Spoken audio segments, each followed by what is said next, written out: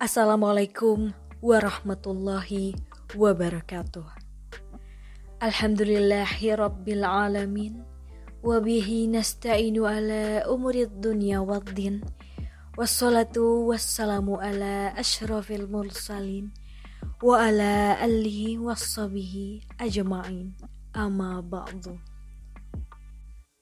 Saudaraku yang beriman, syukur alhamdulillah channel Khazanah Kehidupan bisa kembali menyapa Anda untuk memberikan informasi seputar agama Islam. Semoga kita senantiasa dalam lindungan Allah Subhanahu wa Ta'ala dan dapat terus memahami serta mengamalkan ilmu yang telah diperoleh. Karena sebaik-baik manusia adalah yang paling bermanfaat bagi manusia. Hadis riwayat Ahmad At-Tabrani Ad-Daruqutni. Mari bersama-sama menjadi manusia yang bermanfaat dengan memberikan kami dukungan berupa subscribe, like, komen, dan share. Serta jangan lupa juga untuk mengaktifkan lonceng supaya tetap selalu update dengan konten yang akan kami berikan. Saudaraku yang beriman, dalam Islam, malaikat adalah makhluk yang diciptakan dari cahaya oleh Allah Subhanahu wa Ta'ala. Maka dari itu malaikat tidak pernah berdosa dan sangat taat kepada Allah Subhanahu wa Ta'ala. Malaikat diciptakan untuk melakukan tugas-tugas tertentunya.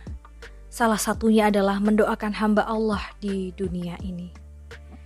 Sebagaimana malaikat adalah makhluk yang mulia, maka bila kita didoakan olehnya, ini menjadi hal yang beruntung. Sebab doa dari malaikat jauh lebih mudah diijabah. Karena kita semua tahu, malaikat adalah makhluk Allah yang tak pernah ingkar dan yang paling taat kepada Allah Subhanahu wa Ta'ala. Jadi, siapa saja orang-orang yang bisa mendapatkan doa dari malaikat?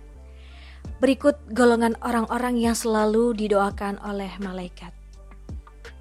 Yang pertama adalah orang yang tidur dalam keadaan bersuci atau berwudu. Salah satu manusia yang beruntung didoakan para malaikat, yakni orang yang telah bersuci terlebih dahulu sebelum ia tidur. Kebiasaan ini memang terlihat mudah, akan tetapi cukup sulit untuk dikerjakan. Bagi orang yang kuat iman dan takut kepada Allah, tentu sebisa mungkin akan menyempatkan waktu untuk bersuci terlebih dahulu. Sebagaimana yang diriwayatkan dari Imam Ibnu Hibban, ia berkata, barang siapa yang tidur dalam keadaan bersuci, maka malaikat akan bersamanya di dalam pakaiannya. Dia tidak akan bangun hingga malaikat berdoa, Ya Allah, ampunilah hamba-Mu si fulan karena tertidur dalam keadaan yang suci. Hadis riwayat Ibnu Hibban. Oleh sebab itu biasakan dan sempatkan apabila Anda hendak tidur, maka bersucilah terlebih dahulu. Yang kedua, orang yang sedang duduk menunggu waktu sholat. Dari Abu Hurairah radhiyallahu anhu, Rasulullah Shallallahu alaihi wasallam pernah bersabda, tidaklah salah seorang di antara kalian yang duduk menunggu sholat selama ia berada dalam keadaan yang suci, kecuali para malaikat akan mendoakannya. Ya Allah, ampunilah ia. Ya Allah, sayangilah ia. Hadis riwayat Muslim dari Abu Hurairah. Yang ketiga adalah orang yang berada di saf depan dalam sholat berjamaah. Rasulullah Shallallahu alaihi wasallam bersabda, sesungguhnya Allah dan para malaikatnya berselawat kepada orang-orang yang berada pada saf terdepan. Hadis riwayat Abu Daud. Yang keempat, orang yang menyambung saf saat sholat berjamaah. Orang-orang yang tidak membiarkan barisan atau saf sholat kosong juga termasuk salah satu orang yang beruntung karena selalu didoakan oleh para malaikat. Sebagaimana disebutkan dalam hadis dari Aisyah radhiyallahu anha, Rasulullah Shallallahu alaihi wasallam pernah bersabda, sesungguhnya Allah dan para malaikatnya bersalawat kepada orang yang menyambungkan saf, dan siapa yang mengisi celah, niscaya Allah akan mengangkat derajat orang tersebut karenanya. Hadis riwayat Ibnu Majah. Yang kelima adalah orang yang mengucapkan amin ketika imam selesai membaca Al-Fatihah. Hal ini pernah dikatakan oleh Abu Hurairah radhiyallahu anhu bahwa Rasulullah Shallallahu alaihi wasallam pernah bersabda, jika seorang imam membaca ghairil maghdubi alaihim waladdallin, maka ucapkanlah oleh kalian amin. Karena barang siapa ucapannya itu bertepatan dengan ucapan malaikat, maka ia akan diampuni dosa-dosanya yang telah lalu. Hadis riwayat Imam Bukhari.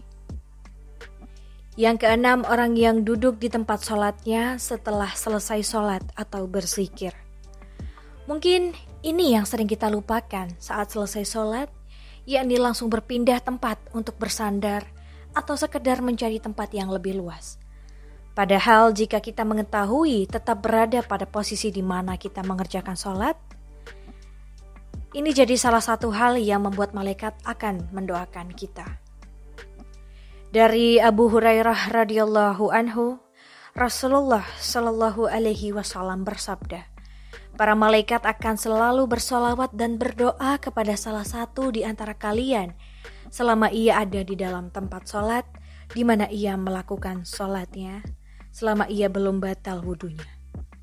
Para malaikat berkata, ya Allah, ampunilah dan sayangilah ia. Hadis riwayat Ahmad. Yang ketujuh, orang yang melakukan sholat subuh dan asar berjamaah.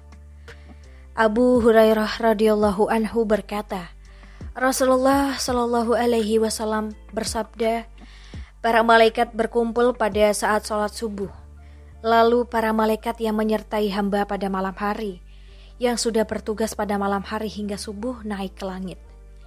Sedangkan malaikat yang bertugas pada malam hari tetap tinggal. Lalu Allah bertanya kepada mereka, bagaimana kalian meninggalkan hambaku? Mereka menjawab, kami datang sedangkan mereka sedang melakukan sholat, dan kami tinggalkan mereka sedangkan mereka sedang melakukan sholat. Maka ampunilah mereka pada hari kiamat. Hadis riwayat Ahmad. Yang kedelapan, orang yang mendoakan saudaranya tanpa sepengetahuan yang didoakan.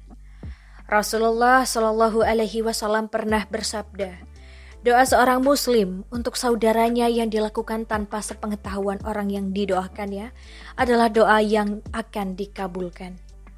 Pada kepalanya ada seorang malaikat yang menjadi wakil baginya setiap kali dia berdoa untuk saudaranya dengan sebuah kebaikan. Maka malaikat tersebut berkata, amin, dan engkau pun mendapatkan apa yang ia dapatkan. Hadis riwayat Muslim. Oleh sebab itu, doakanlah kebaikan kepada saudara-saudara kita yang mungkin sedang tertimpa musibah atau bahkan yang menyakiti hati kita. Insya Allah, kita akan didoakan kembali oleh para malaikat supaya diberikan kekuatan dan kelapangan dari Allah Subhanahu wa Ta'ala. Yang kesembilan adalah orang yang berinfak atau bersedekah. Dari Abu Hurairah radhiyallahu anhu, ia berkata bahwa Rasulullah Shallallahu alaihi wasallam pernah bersabda, tidak satu hari pun di mana pagi harinya seorang hamba ada padanya, kecuali dua malaikat turun kepadanya. Salah satu di antara keduanya berkata, ya Allah, berikanlah ganti bagi orang yang berinfak. Dan lainnya berkata, ya Allah, hancurkanlah harta orang yang pelit. Hadis riwayat Bukhari dan Muslim. Yang ke-10 adalah orang yang sedang makan sahur. Dari Abdullah bin Umar, ia berkata bahwa Rasulullah Shallallahu alaihi wasallam bersabda, sesungguhnya Allah dan para malaikatnya bersolawat, berdoa kepada orang-orang yang sedang makan sahur. Hadis riwayat Ibnu Hibban dan Imam At-Tabrani. Yang ke-11 adalah orang yang menjenguk orang sakit. Dari Ali bin Abi Thalib, ia berkata bahwa Rasulullah Shallallahu alaihi wasallam pernah bersabda, tidaklah seorang mukmin menjenguk saudaranya kecuali Allah akan mengutus 70.000 malaikat untuknya yang akan bersolawat kepadanya di waktu siang, kapan saja hingga sore, dan di waktu malam kapan saja hingga subuh. Hadis riwayat Ahmad.